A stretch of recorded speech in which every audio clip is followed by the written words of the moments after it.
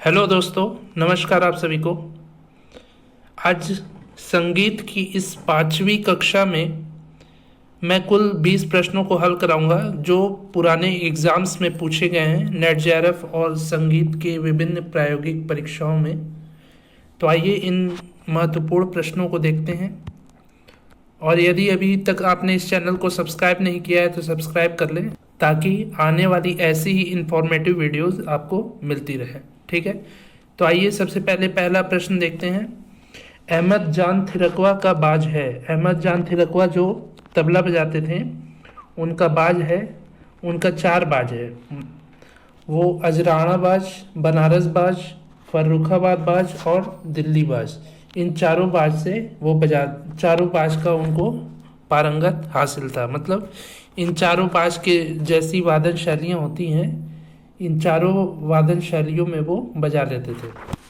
तो ये एक ऐसे कलाकार हैं जो अजराना, बनारस, फर्रुखाबाद और दिल्ली चारों बाज के निपुण कलाकार थे।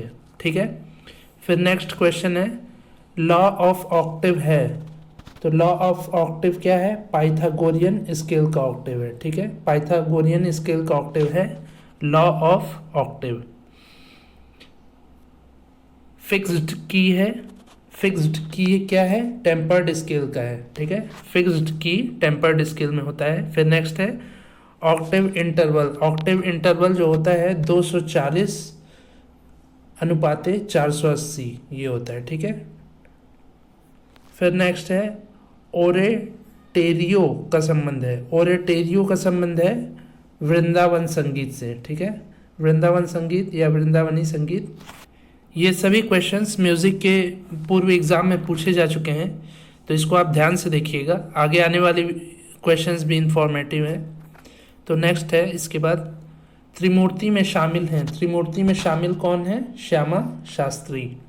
फिर नेक्स्ट है काल क्रमानुसार, मतलब समय के अनुसार सही क्रम है, कौन सबसे पहले आए हैं और कौन सबसे बाद में आए हैं। तो सबसे पहले आए हैं भरत जी, फिर मतंग जी, फिर जयदेव जी, फिर सारंग देव जी। ठीक है, भरत, मतंग, जयदेव, सारंग देव, ये चारों लोग का काल क्रमानुसार सही क्रम है।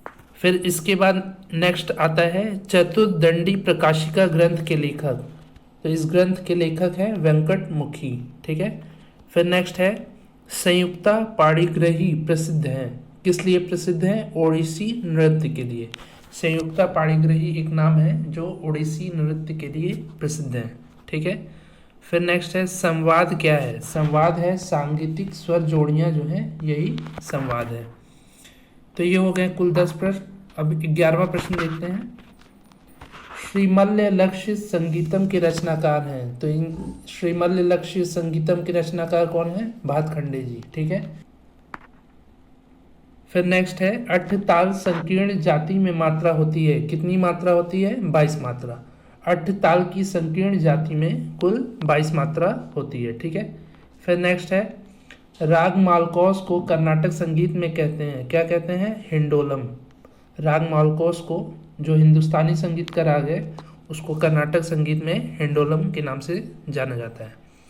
फिर नेक्स्ट है राग भैरवी को कर्नाटक संगीत में कहते हैं, क्या कहते हैं? सिंधु भैरवी। ठीक है, भैरवी हिंदुस्तानी संगीत में कहते हैं और कर्नाटक संगीत में सिंधु भैरवी।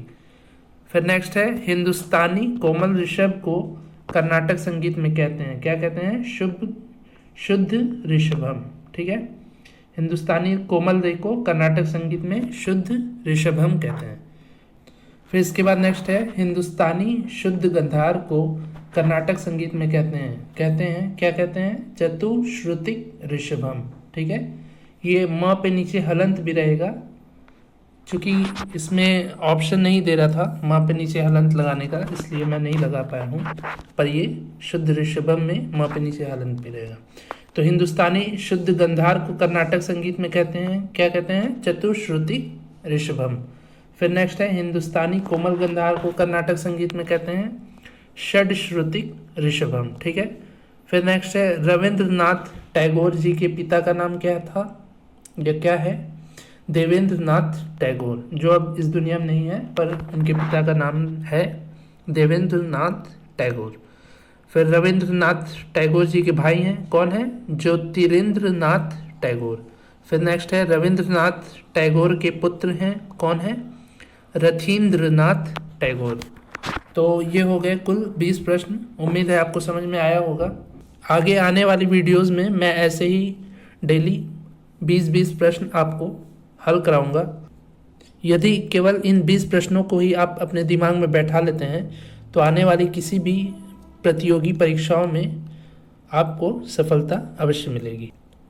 यदि यह वीडियो अच्छा लगा हो तो इसको लाइक करिए, ज़्यादा से ज़्यादा शेयर करिए, और यदि अभी तक आपने इस चैनल को सब्सक्राइब नहीं किया है तो सब्सक्राइब अवश्य कर लीजिए।